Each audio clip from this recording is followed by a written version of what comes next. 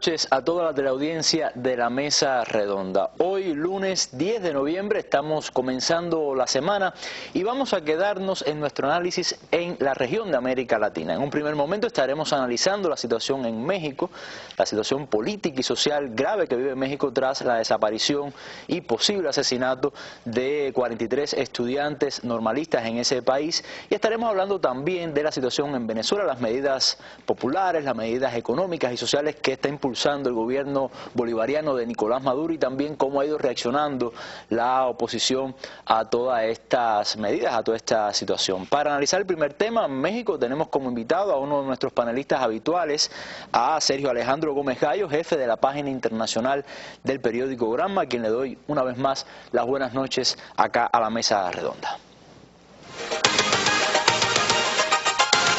A Ramón, René, Fernando, Antonio y Gerardo, la patria los contempla orgullosa. Por eso desde nuestra Mesa Redonda continuaremos enfrentando las falacias y descubriendo muchas verdades. Desde el principio mismo de la batalla de nuestro pueblo por los 5. Esta gente estaba combatiendo el terrorismo y terroristas son los del gobierno de los Estados Unidos y ellos merecen tener la libertad. Ellos tienen que saber del gran apoyo que cuentan los 5 y tenemos que ser parte de esas voces que se están sumando en este momento en Estados Unidos en un cambio de política de Estados Unidos hacia Cuba. Espacio para la solidaridad internacional con su causa. Tenemos que insistir, tanto los cubanos como quienes nos apoyan alrededor del mundo, tenemos que insistir sobre la sociedad norteamericana para que sepa el caso. Para mí, contribuir a la lucha por la liberación de ellos tres incluye esos compromisos a diferentes niveles, como cubano, como revolucionario y personal. Tribuna de combate para exigir el regreso de todos a la patria. Mesa Redonda, año 15. Pero antes vamos a nuestra habitual sección, la noticia del día. Ayer domingo se celebró una consulta independentista ilegal, según Madrid, las autoridades nacionales de España, en la cual el 80,7% de los catalanes, de los casi 2 millones de catalanes que se presentaron a las urnas, decidió que sí, que apoyaba la independencia. Conozcamos cómo amaneció España, cuál es la reacción de las autoridades en ese país tras este referéndum popular. Esa es nuestra noticia del día.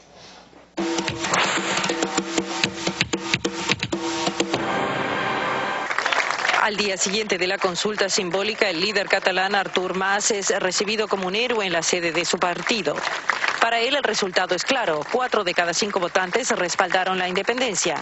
Mas lo califica de elección de democracia y dice que el gobierno de Madrid deberá responder a lo que él describe como la cuestión catalana. Pero los diarios españoles siguen reflejando la controversia que rodea la consulta. ABC y La Razón se refieren a la votación del domingo como una farsa, un acto de desobediencia y una perversión de la justicia. En las calles de Barcelona hay sentimientos encontrados. La mayoría de la gente que votó lo hizo a favor de la independencia. Pero casi la mitad de quienes podían votar no lo hicieron. Donde sí hay consenso es en la necesidad de entablar un diálogo.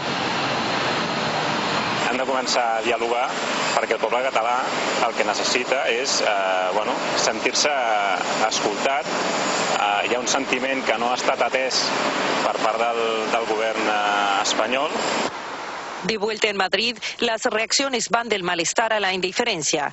Algunos comparten la visión del gobierno central que considera que los catalanes no pueden decidir sobre un asunto que afecta a todo el país. Es antidemocrático total. No nos han preguntado a todos los españoles si queremos que Cataluña es nuestra, es de España. El gobierno, por su parte, acusó a Mas de organizar un acto de propaganda política calificando la consulta de estéril e inútil. Pero es poco probable que esto haga desistir al político catalán de continuar con su campaña independentista.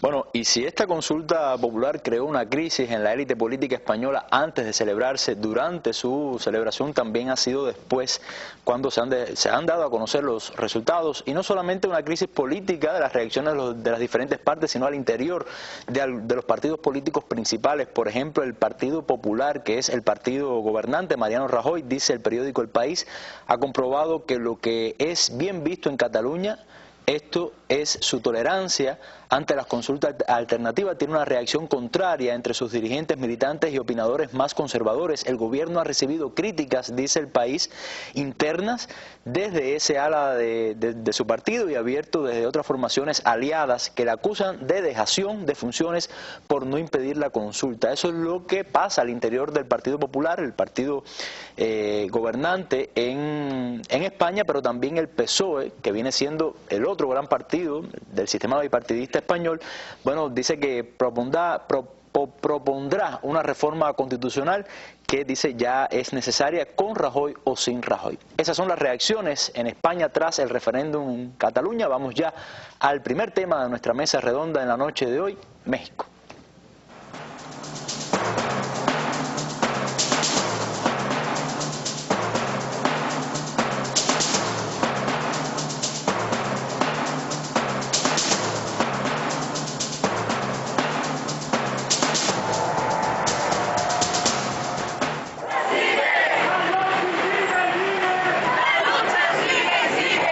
La caminata fue de casi 200 kilómetros desde el centro de Iguala. Fue una marcha por las carreteras de Guerrero, Morelos y el Distrito Federal. Con pancartas en mano y fotos de los normalistas de Ayotzinapa, llegaron hasta el Zócalo de la Ciudad de México. En Iguala fue la gota que derramó el vaso de agua. Pero no es Iguala, no es Guerrero, es todo el país que estamos hartos de la violencia. La marcha 43 por 43, ni un desaparecido más, está compuesta por integrantes de 43 organizaciones civiles que representan a cada uno de los estudiantes de Ayotzinapa. Frente a Palacio Nacional, estos manifestantes totalmente en paz exigen que no haya un desaparecido más. Fuimos en apoyo a los compañeros, a los padres de familias que están en esta situación que no saben nada de sus hijos. Sí, porque nosotros también tenemos hijos y no sabemos si nuestros hijos salen a la calle y si regresen. Dicen que esta marcha también es en favor de los igualtecos, quienes han visto cómo su vida ha resultado afectada desde que desaparecieron los estudiantes la noche del 26 y la madrugada del 27 de septiembre. Los manifestantes también exigen que las autoridades resuelvan en breve y al 100% este caso, que ha llamado la atención de todo el mundo. Hay una emergencia nacional de seguridad. El país está temeroso, el país tiene miedo, la gente ya no sabe en quién confiar, en nadie confía. Los integrantes de esta marcha estuvieron en el Zócalo de la Ciudad de México durante 4 horas. Las manifestaciones seguirán en la Ciudad de México por este caso que ha sacado a las calles a decenas de miles de personas. La desaparición de los estudiantes guerrerenses unificó a los mexicanos que demandan una investigación justa y además por una causa social que para muchos apenas comienza. Bueno, un caso que está marcando el acontecer político, mediático y social, yo creo, en México. Bueno, yo creo no, es evidente, Sergio, pero nosotros conocemos del caso. De hecho, la gran prensa ha hecho referencia al caso desde hace algunas semanas para acá, pero sería bueno, yo creo, partir desde una explicación que tú nos des, obviamente, de cómo comienza esta situación, cuáles fueron los primeros acontecimientos hasta que se llega a la situación actual. Bueno, un grupo de estudiantes de la Escuela Normal Rural de Ayotzinapa, parte de la ciudad, de la localidad de Ayotzinapa, hacia Iguala iban. Hay que recordar, porque es una parte muy importante de este acontecimiento, esto fue el 26 de septiembre. El 2 de octubre se conmemoran los sucesos de Tlatelolco, que fue una matanza estudiantil que ocurrió en 1968 en la capital mexicana, que además marca también este escenario porque son los normalistas los que están involucrados en este acontecimiento. Ellos parten hacia la ciudad de Iguala.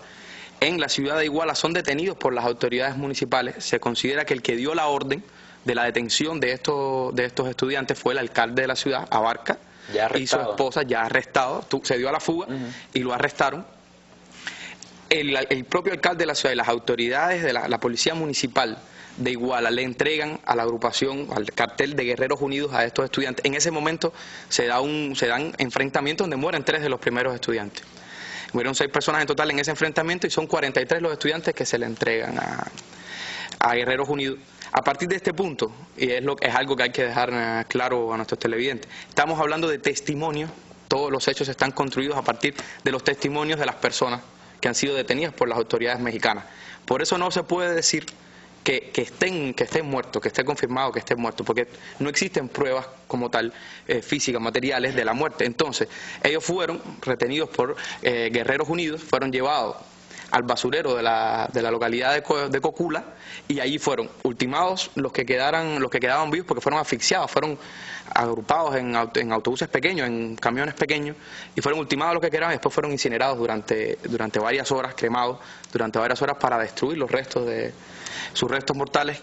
Y entonces las personas, los que han confesado estas características, es lo que se construye, pero el estado en que están los restos de los estudiantes, los que pudieran ser los restos de los estudiantes, es muy difícil su identificación por ADN, y el procurador general Karam ha explicado que va a ser la Universidad de Innsbruck en Austria la que va a estar encargada de obtener, a partir de las mitocondrias, que es algo mucho más específico dentro de la célula, tratar de obtener una identificación de los estudiantes. Hasta que esas pruebas materiales no estén, los estudiantes serán considerados desaparecidos. Sí, y testimonios que, bueno, realmente fueron, yo creo que no hay otra palabra, horrorosos. La teleaudiencia cubana, bueno, pudo verlos, escucharlos a través de la señal de Telesur, y realmente, bueno, fue algo impactante, pero no es novedad en México. Uno de los entrevistados en el reportaje que poníamos decía que esto es la gota que colma el vaso, que no es Guerrero, que no es esta localidad donde sucedió todo, sino que es todo México. O sea, de alguna manera estamos hablando de un problema que ya lleva muchos años en México, que ni siquiera tiene que ver solamente con este gobierno, ¿no? Mira, el acontecimiento en sí toca una fibra, lo explicaba al comienzo, toca una fibra muy importante dentro de la sociedad mexicana. Son estudiantes normalistas. Las escuelas normalistas se fundaron en la década del 20 del siglo pasado, dentro de una etapa que posterior a la Revolución Mexicana, de un desarrollismo, digamos, nacionalista. Y son unos estudiantes que se forman específicamente para enseñar a las personas más humildes del campo mexicano. Se da esta desaparición y este posible asesinato en medio del escenario de Tlatelolco de los estudiantes. Y entonces, ¿qué ha venido a destapar esto? Ha sido, como decía la metáfora, la gota que colma el vaso de una violencia en México y de un escenario donde 85.000, es que las cifras, los indicadores de seguridad en México parecen un parte de guerra. Estamos hablando desde que en el 2006 se aplicó la doctrina de guerra contra los carteles, que es algo que podríamos ahondar después. Más de 85.000 personas han perdido la vida. En el gobierno de Felipe Calderón se calcula que fue desde el 2006 hasta el 2012, se calcula que desaparecieron 14.000 personas. O sea, comparemos 43 desaparecidos con 14.000. Es una cifra, se cree que en este momento puede ser más de 20.000 las personas que han desaparecido en México, que no se conoce su destino. Y entonces, por supuesto, que iguala el acontecimiento de los normalistas, viene a destapar un problema que se ha visto ahora en las calles y que, déjame decirte algo, Oliver, de cierta manera México había convivido durante mucho tiempo, excepto algunos episodios, como si no estuviera pasando, como si fuera algo que no ocurre en las grandes ciudades o algo que no le ocurre a la mayor parte de las personas, pero que es un problema central en ese país y que viene a ser, como decías tú, una acumulación de graves problemas, y uno de ellos, que no tiene nada específicamente que ver con este gobierno, sino con un hecho real: ha fracasado la política de combate frontal contra los carteles. Y vamos a explicar por qué ha fracasado directamente con el acontecimiento de Ayotzinapa y de Iguala. Guerreros Unidos es un cartel fundado en el año 2011 y es una ramificación de Beltrán Leiva, del cartel de los hermanos Beltrán Leiva. ¿Qué pasó? En el año 2009, Beltrán Leiva, o sea, en la cabeza del cartel de los Beltrán Leiva, fue desarticulada por una operación de esta lucha frontal. Se crean luego varios carteles que están enfrentados entre sí. De hecho, muchos especialistas o gente que está siguiendo el tema de cerca explica que es raro que Guerreros Unidos haya decidido matar específicamente a estudiantes, porque era previsible un tipo de reacción de este tipo. En algún momento algunos testimonios que son contradictorios dicen que ellos pensaban que eran de una banda rival, de los Rojos, que es la banda rival de ellos. Entonces, lo que queda claro aquí en este escenario, Oliver, es que no hay forma, y no ha funcionado la estrategia esa que empezó en el año 2006 de Felipe Calderón. El nuevo gobierno mexicano ha tenido un enfoque distinto y hereda, de cierta manera, lo que había pasado hasta este punto. Pero, por supuesto, tiene una responsabilidad con los acontecimientos que están surgiendo en el país, porque al final es el Estado el responsable, y ha habido Yo recuerdo que cuando, bueno, el gobierno de Felipe Calderón era muy famoso, por ejemplo, llegaban muchas noticias del asesinato de mujeres en el norte del país. Es decir, que como bien tú decías, no es un problema nuevo en México, es un problema viejo, incluso más allá también del gobierno de Felipe Calderón. Ahora, esa estrategia que ha fracasado y que aún, bueno, se mantiene, que comenzó con la presidencia de Felipe Calderón, es lógico que cuando una estrategia no funciona se cambie. ¿Tendrá esto algo que ver, esta permanencia, con los beneficios que recibe un actor que no es precisamente mexicano, los beneficios económicos? México está sufriendo durante las últimas décadas. México ha sufrido un fenómeno que tiene su centro en Estados Unidos, que es el tema del narcotráfico. Estados Unidos, el país, primero la principal potencia económica mundial, pero además el principal consumidor de drogas del mundo. Inevitablemente va a pasar por México, que es su frontera natural del sur hacia el norte, va a pasar el narcotráfico. En el escenario latinoamericano, el narcotráfico ha tenido distintos focos a lo largo de las aguas. Recordemos una etapa en que Colombia era, digamos, el centro de los grandes carteles del narcotráfico, pero que se han ido corriendo hacia México. En un escenario también cada vez de escalada de la confrontación, porque cuando usted le declara frontalmente una guerra a los carteles, no le declara la guerra a las causas del narcotráfico, ni a la desigualdad, ni a lo que lleva a las personas a ser parte del crimen organizado. No, usted le declara la guerra al cartel. Carteles que son, exacto, carteles que son multimillonarios, que obtienen ingentes recursos de la venta de drogas en los Estados Unidos, que se arman hasta los dientes. En esta investigación que se están haciendo ahora mismo, que llevan las autoridades federales en Iguala, se ha visto el calibre de las armas que portan este tipo de cartel. Entonces es una escalada de la violencia, como te decía. Además, ¿de dónde obtienen los carteles las armas con las que combaten al Estado mexicano? Pues la obtienen de los Estados Unidos también, de las ventas del gran complejo militar industrial que tiene ese país, que son multimillonarias las ventas que le hace a los carteles. Entonces, iniciativas como el Plan Mérida que aplicó Estados Unidos en México han demostrado su ineficiencia. ¿Cuál sería el otro enfoque quizás que Peña Nieto ha entrado y ha abordado en estos 2 años de mandato? Hay que atajar las causas de la que las personas se involucren en el crimen organizado. Y eso inevitablemente lleva a un punto, la desigualdad. Es la desigualdad, el acontecimiento en México que ha marcado la violencia no desde ahora, yo creo que desde la colonización, incluso nosotros podemos rastrear las causas de la violencia que ha llevado, además, que ha desatado una de las revoluciones más radicales que ha vivido también nuestra región y que tiene diferentes tipos de manifestaciones. No solo es el narcotráfico, no solo es la actividad criminal, es también la migración, el propio hecho de que más de 17 millones de mexicanos vivan en los Estados Unidos es también una forma de digamos, que se desprende de esa desigualdad que tiene el país. No, narcotráfico, violencia, tráfico de personas, tráfico de armas, todo está relacionado, son fenómenos que se generan, se autogeneran y que además tienen un tronco común. Pero cuando uno va, Sergio, investigando y buscando razones y causas, yo creo que es lo que podríamos hacer acá en la mesa. Uno se encuentra que hay que hacer más referencia a la historia. Por ejemplo, mucho de lo que está pasando es consecuencia de dicho sea de paso, las consecuencias sociales que trajo la firma del Tratado de Libre Comercio en el año 94, que creó bolsones de pobreza, muchas personas que fueron a las ciudades o que intentaron emigrar y que son hoy personas empleadas por ese narcotráfico, que es toda una industria. No cabe duda que los resultados para México no fueron los esperados.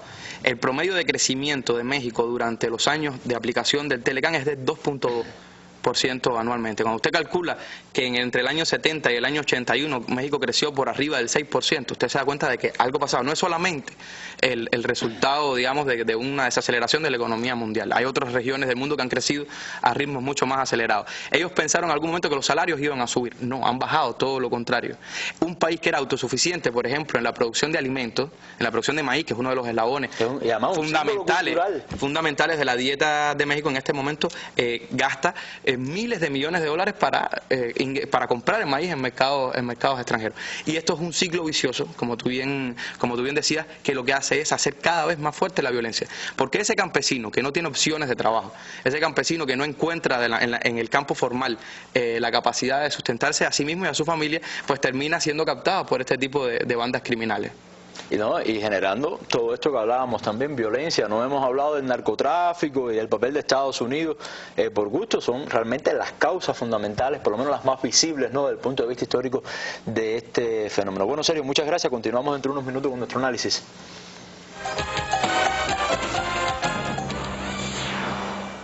Bueno, Hay otro tema, ya volviendo a los acontecimientos de la desaparición de estos 43 estudiantes normalistas, que es cómo han reaccionado estas fuerzas, qué dicen las personas que están en la calle, qué dice el gobierno. Yo les propongo ver un fragmento de las palabras del presidente mexicano Enrique Peña Nieto hace unos días sobre este tema para, bueno, traer estos temas a colación y a nuestro análisis. Veamos.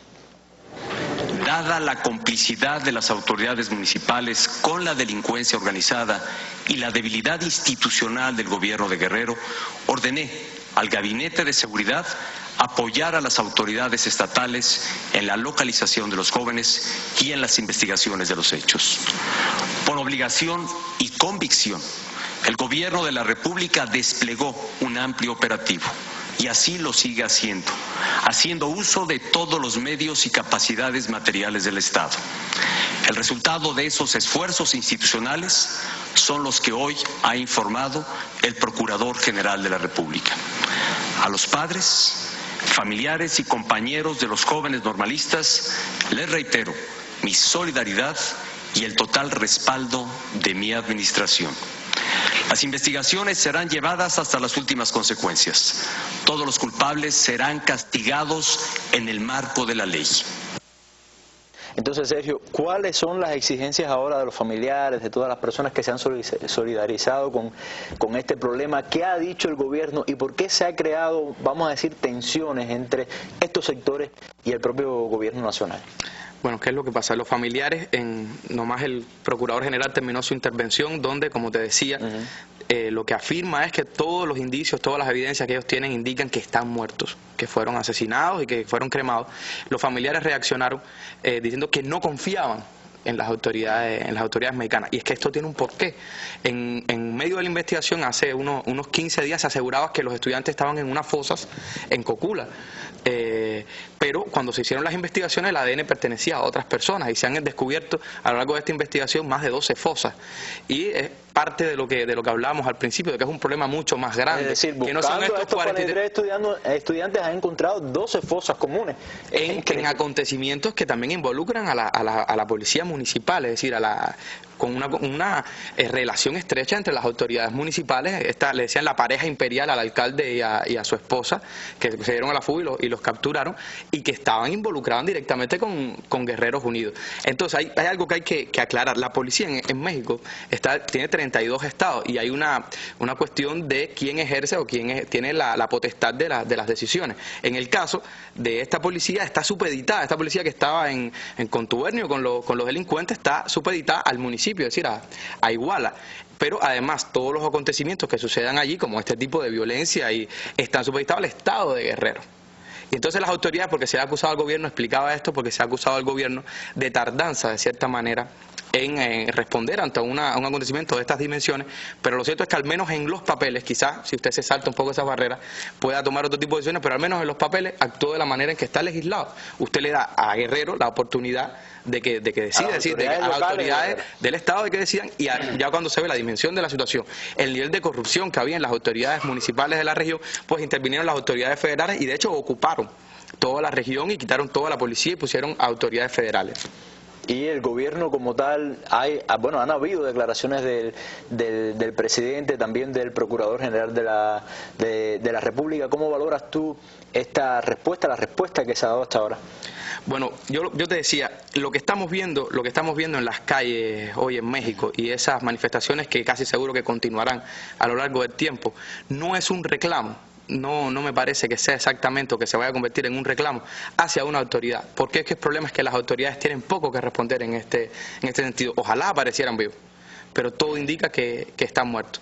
Es un problema de fondo. Aquí lo que estamos apuntando es un problema de fondo, cómo resolver el problema de la violencia en México. Y creo que allí es donde viene el gran reto de la administración de Enrique Peña Nieto, de darle una respuesta a los mexicanos que están en las calles exigiendo una respuesta de fondo, no a Iguala, no a los 43 estudiantes, sino al problema de la violencia en México. Y eso pasa por una serie de estrategias que ha hecho el gobierno y que funcione, como por ejemplo la creación de una gendarmería que sería de mando único, es decir, que estaría supeditada, 400.000 efectivos que estarían supeditados a un mando único y tendrían acción en todo el país. Esa es una estrategia, por supuesto, como todo en este sentido, de doble filo. Pero cuando usted tiene un mando único y no un mando parcializado, como estas policías que responden a los gobiernos, también si tiene algún tipo de corrupción en el medio, pues entonces afecta al mando completo. Es decir, son cosas que hay que ver en el terreno. Lo que sí está claro es la profunda capacidad corruptora que tiene el narcotráfico y el reto que significa para cualquier gobierno enfrentar un problema de este tipo.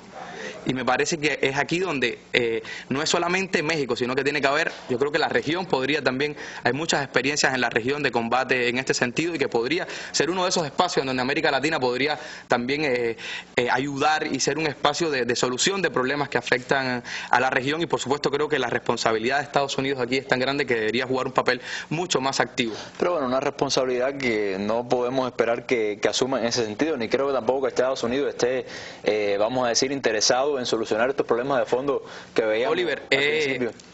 Es México, es una tragedia. Esto que ha sucedido es una tragedia y no quisiera ningún país quisiera que ocurriera en su territorio. Pero solo supongamos por un segundo que este acontecimiento de estas características hubiera sucedido en otro lugar que no fuera México. ¿Cuál sería la reacción de los Estados Unidos? Por ejemplo, no vamos a quererlo porque fuera un país de los progresistas, digamos, de los que más adelante están, como Venezuela, los que ellos más atacan, como Venezuela, como Ecuador, como Bolivia. ¿Cuál fuera la reacción de Estados Unidos? De hecho, ha pasado también. Ahora, fíjate, hay actividades violentas por parte de estos sectores, bueno, que piden una respuesta al gobierno. Hace unas horas se incendió una de las puertas de la sede del gobierno nacional. El mandatario, el gobierno ha pedido diálogo, sentarse a conversar. ¿Cuál tú crees que pueda ser la salida? ¿Cuál es la salida obligatoria a esta situación? Es el diálogo, obviamente, ¿no? Hay que tener mucho cuidado en cómo se intente politizar esta situación que está creada. Porque no es lo mismo el movimiento de masas que realmente está presente hoy en México de un reclamo social por el fin de la violencia que unos pequeños grupos radicalizados que además no sabemos para quién pueda estar trabajando. Porque no podemos olvidarnos que esto es un acontecimiento que puede ser muy utilizado por algunos sectores políticos para obtener ganancias. Pero no es ese el caso de la mayoría del pueblo mexicano, que lo que está exigiendo es una solución de fondo de los acontecimientos. Me parece que las características que asuma ese movimiento social que ahora viene levantando, te decía que el tema de la violencia, de cierta manera, una parte importante de los mexicanos había vivido al margen de él. Es decir, haciendo su vida cotidiana sin reparar en que las cifras esas, que esos 85.000 muertos, eran muertos de todos los días.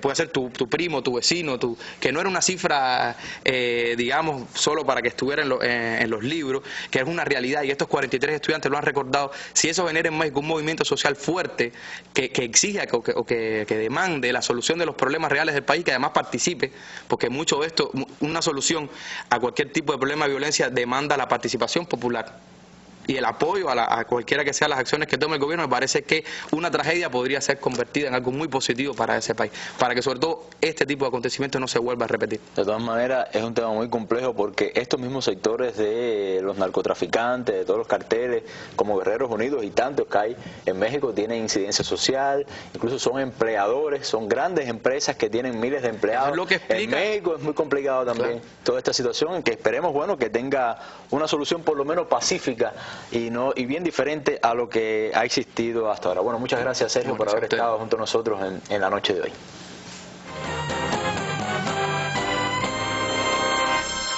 ¿Cómo está impactando la crisis económica internacional? ¿Cuál es la estrategia actual de dominación del imperio?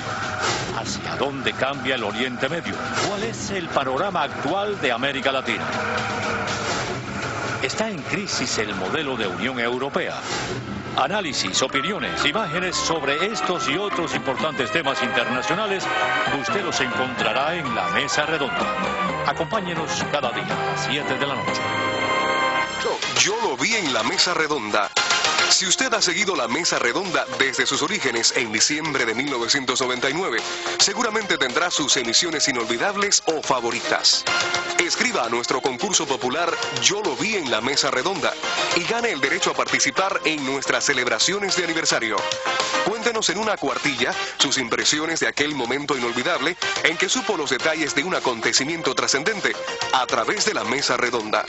El 30 de noviembre cierra el plazo de admisión de este concurso que lo convierte a usted en otro protagonista de nuestros 15 años. Escriba a nuestra dirección de correo mesaredonda@enet.cu y programa Mesa Redonda, calle 23, número 258, entre L y M, Vedado, La Habana.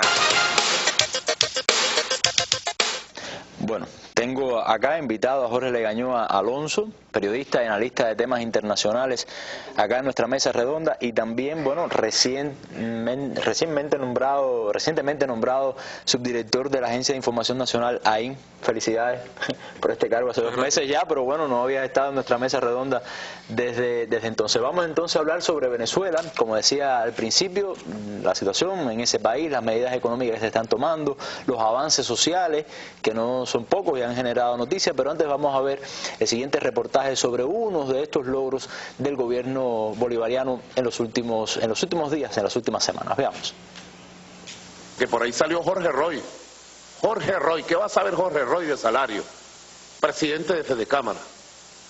Presidente de Fedecámara salió a declarar que el aumento fue insuficiente. ¿Qué sabe usted de insuficiente? Si usted es el que está detrás de la guerra económica. Usted y el presidente y vicepresidente de Benanchán y el presidente y vicepresidente de Consecomercio son las cabezas de la guerra económica y se la pasan haciendo lobby para romper las cadenas de distribución y de ingresos del país, de los productos. Ustedes, agazapados, que siempre, mire, se ponen una máscara. Va a salir Fedecámara, que era la última voz en Venezuela para decir no se aumentan los salarios, a opinar. Va a salir Fedecámara, que cuando puso aquí al presidente dictatorial y de facto, Pedro Carmona Estanga, lo primero que hizo Carmona el 12 de abril, cuando llegó a Miraflores, fue dejar sin efecto el aumento salarial que había decretado el presidente Chávez en el año 2002 del 20%. ¿O es que vamos a olvidar la historia? Al llegar aquí, lo primero que hizo fue suspender el aumento salarial. El frente de la guerra económica, que es diario, es permanente, ¿no?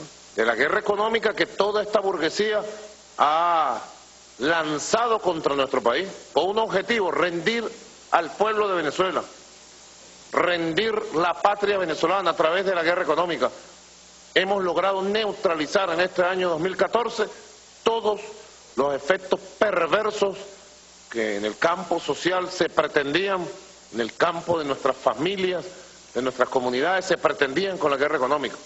Ahora nos toca prepararnos para una gran ofensiva, no solamente estos 2 meses, noviembre y diciembre, sino el plan económico productivo de crecimiento y expansión 2015 para derrotar definitivamente la guerra económica. Derrotarla definitivamente. Así va a ser. El año 2015 será, si el 2014 lo vamos a recordar como el año en que derrotamos la guarimba, la violencia, el intervencionismo, como el año que neutralizamos la guerra económica, el año 2015 será el año de la derrota definitiva de la guerra económica y sus secuelas que ha pretendido el capital internacional y nacional antivenezolano.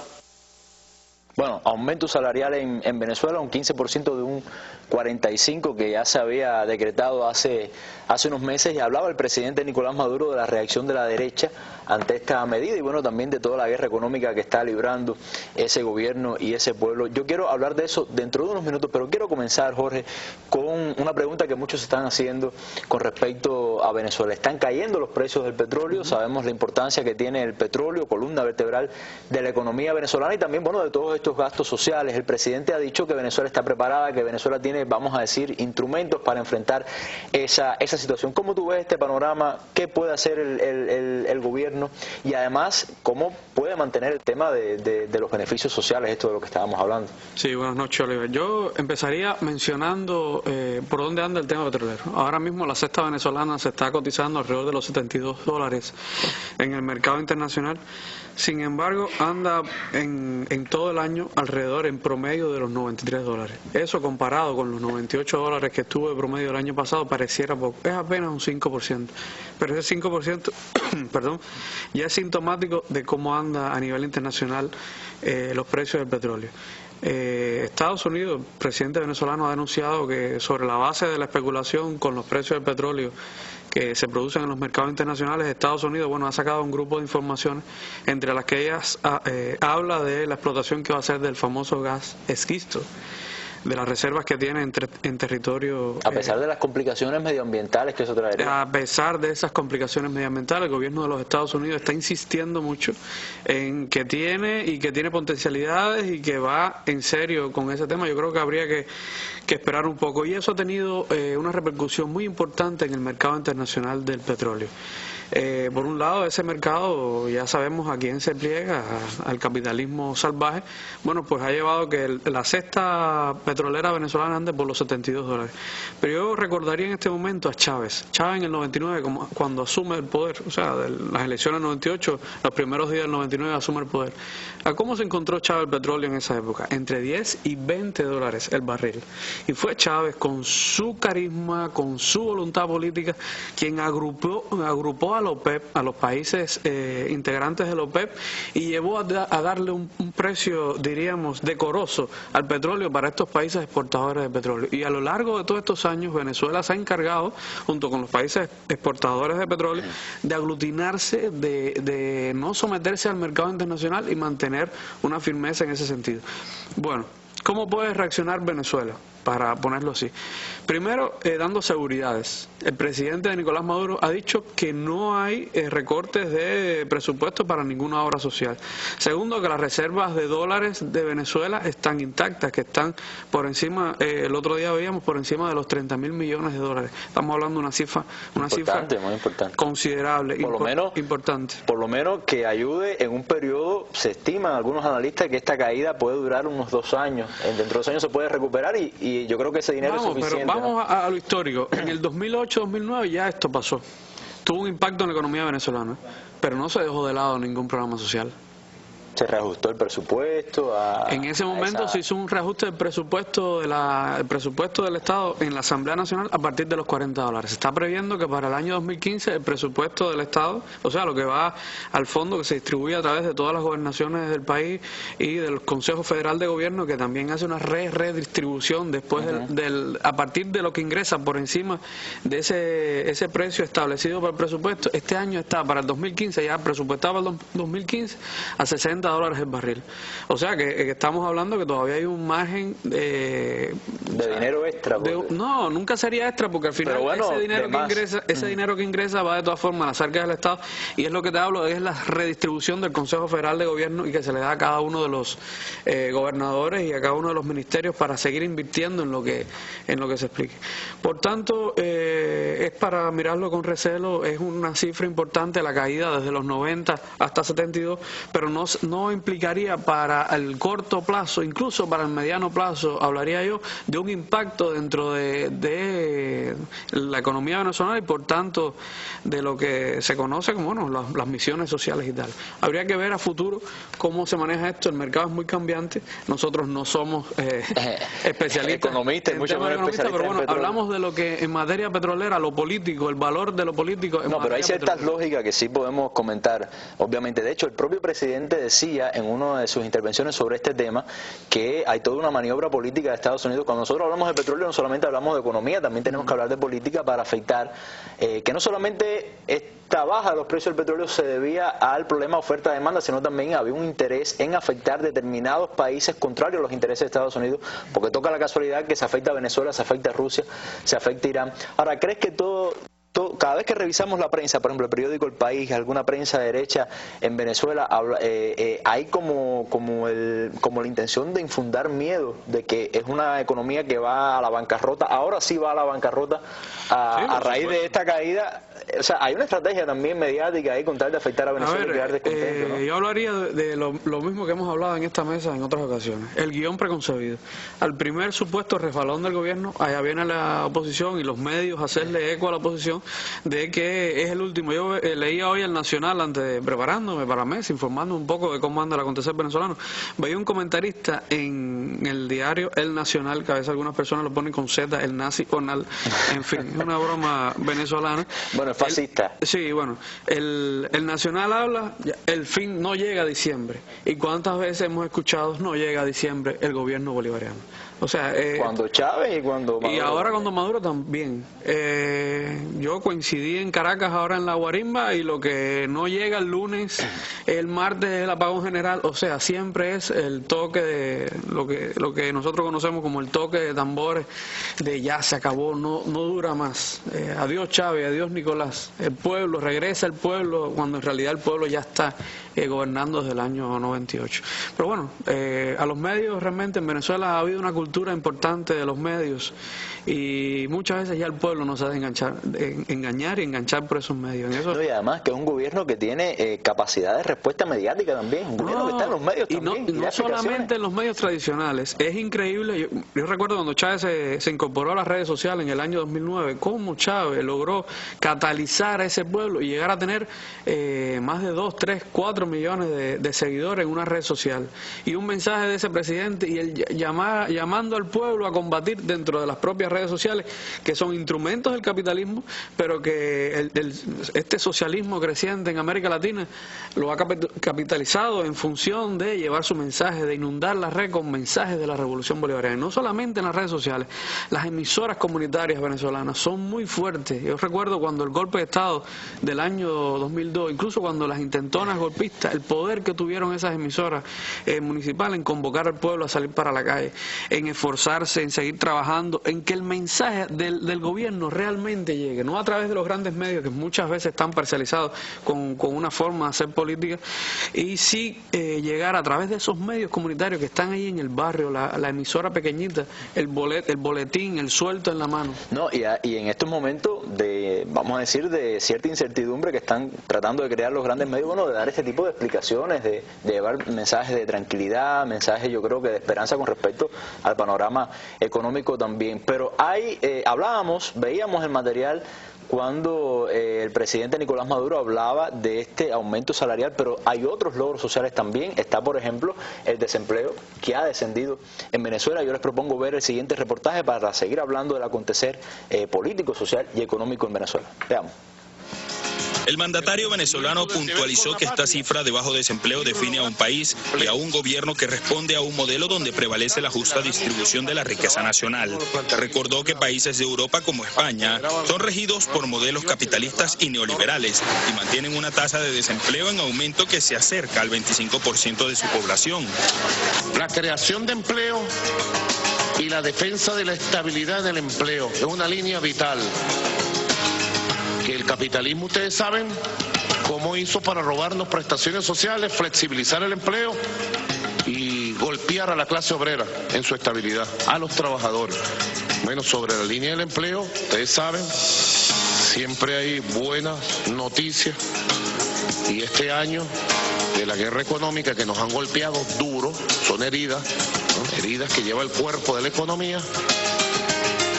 Este año podemos decir que en los indicadores de creación de empleo, de todo lo que tiene que ver con la estabilidad del empleo, en las cifras hasta agosto, nosotros estamos teniendo el desempleo más bajo de los últimos 40 años. El presidente Maduro explicó que en un escenario de alta inflación es cuando más se debe proteger el ingreso de la clase trabajadora, que es lo que precisamente ha hecho la revolución bolivariana. El jefe de Estado refirió que los beneficios laborales en Venezuela demuestran la superioridad del modelo socialista y puso como ejemplo el incremento del 15% de salario mínimo promovido hace días por su gestión y aseguró que es el mayor de América Latina y el Caribe, al quedar en $1.097.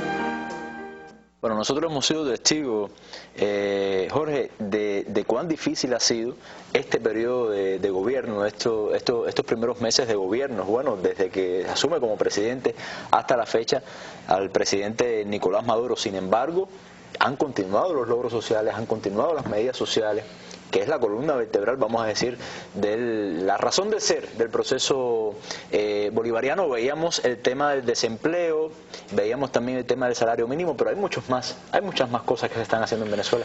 Óyeme, hay una campaña del propio gobierno bolivariano hace algunos años que decía: en Venezuela lo extraordinario se hace cotidiano.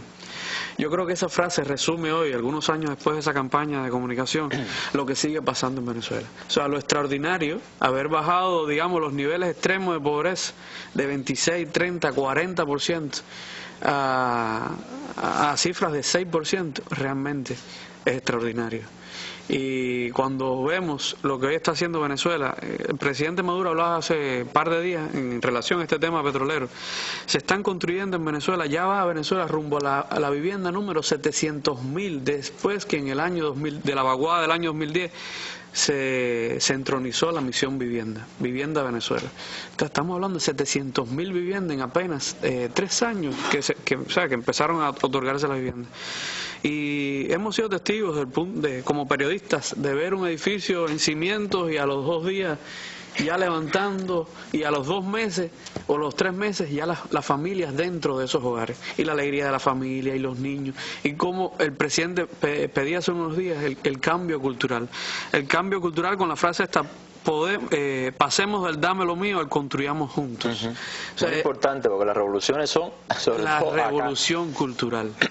Ese es uno de los grandes retos que tiene hoy Venezuela. La revolución cultural está dentro de las grandes revoluciones que Maduro hace algunos meses establecía como las 5 grandes revoluciones. Pero no solamente eso, yo te hablaría que dentro de todo ese ataque, guerra mediática, guerra económica, la oposición nada más viendo el menor patinazo para marcar la pauta de que está presente, de que está allí. ¿Por dónde andan los índices de popularidad del presidente Maduro? Bueno, según International Consulting Service, que es una encuestadora seria venezolana, arrojó que el 53,2% de los venezolanos ya ve como positiva la gestión de gobierno de Maduro. Incluso alrededor del 40 y tanto, casi 50%, ve que el gobierno es el único que le puede dar solución a esos problemas. Y en esa ecuación ya no entra la oposición. O sea, es algo muy interesante que yo quería destacar, porque esa oposición en alrededor del 70% ya está siendo calificada como mala o pésima. O sea, no brinda solución, lo único que hace es molestar, entorpecer el trabajo del gobierno. Y cuando se habla de logros sociales, bueno, pues salud, educación, falta mucho por hacer. Yo creo que estas misiones, los desarrollos estos de misiones especiales en los barrios más pobres, más de extrema pobreza en Venezuela, van a hacer mucho. Y ahí está nuestra gente, el cubano, el médico, el cubano, el deportista, el cubano de la cultura, concentrados para hacer y llegar de una manera más efectiva a las personas. Yo pienso que no se puede perder de vista la esencia. Es verdad que, como dices, hay mucho que hacer, pero igual ahí hay un consultorio médico en lugares donde habían personas que en su vida nunca habían visto un médico, y eso es importante. Estábamos hablando que, bueno, comparto contigo obviamente esa economía que tan mal camino va a tomar según los pronósticos de la derecha. Bueno, alcanzado el nivel de desempleo más bajo en 40 años, y además los desempleados venezolanos tienen salud gratis, tienen educación gratis y tienen una serie también de beneficios. El reto mayor de la economía yo lo apuntaría hacia el desarrollo interno. Claro. O sea, a cómo fortalecer esa estructura económica rentista que durante 60 años vivió de la renta petrolera y solamente invirtió en el país en grandes maquiladoras de autos, de productos y piezas que al final eran parte del entramado de este capitalista para llegar a otros. O sea, en eso es donde está el reto.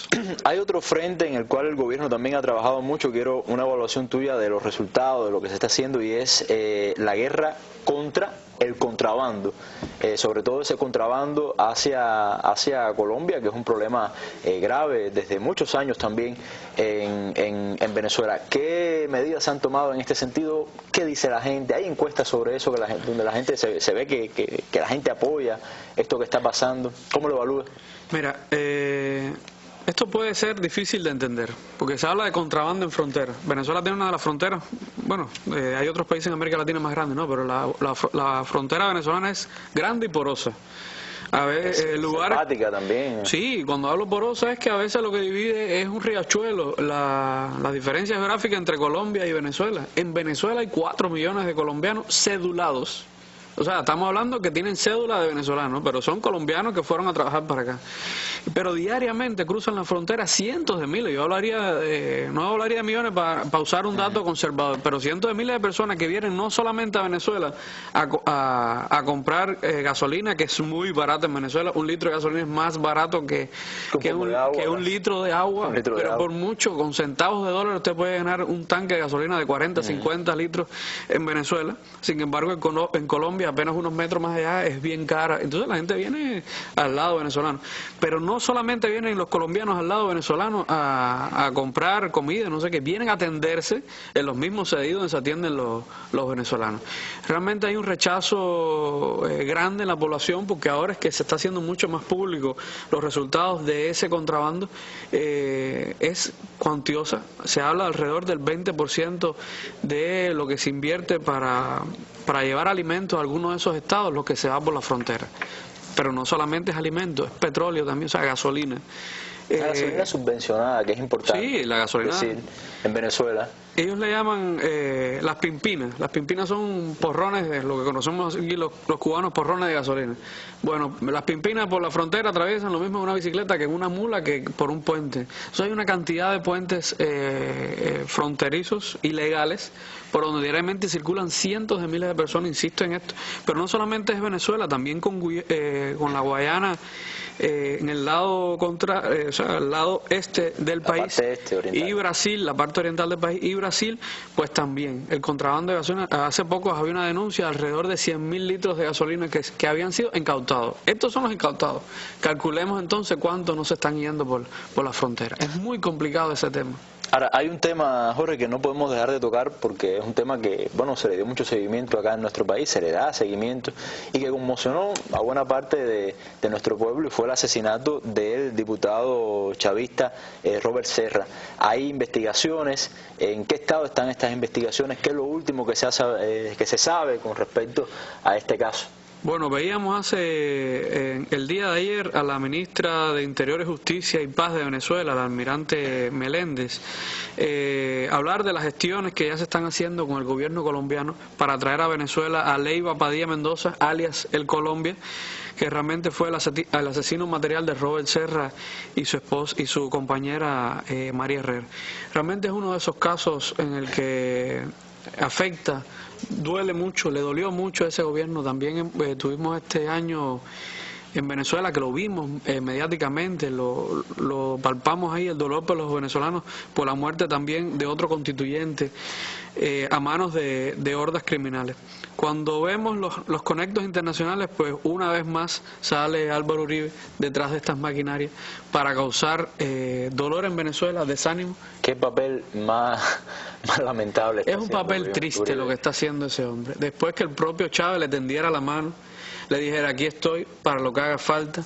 Uno de esos gestos grandes fue esto que te comentaba de Venezuela haber cedulado a los colombianos en su país, y realmente Álvaro Uribe se prestó para el juego más sucio en ese sentido.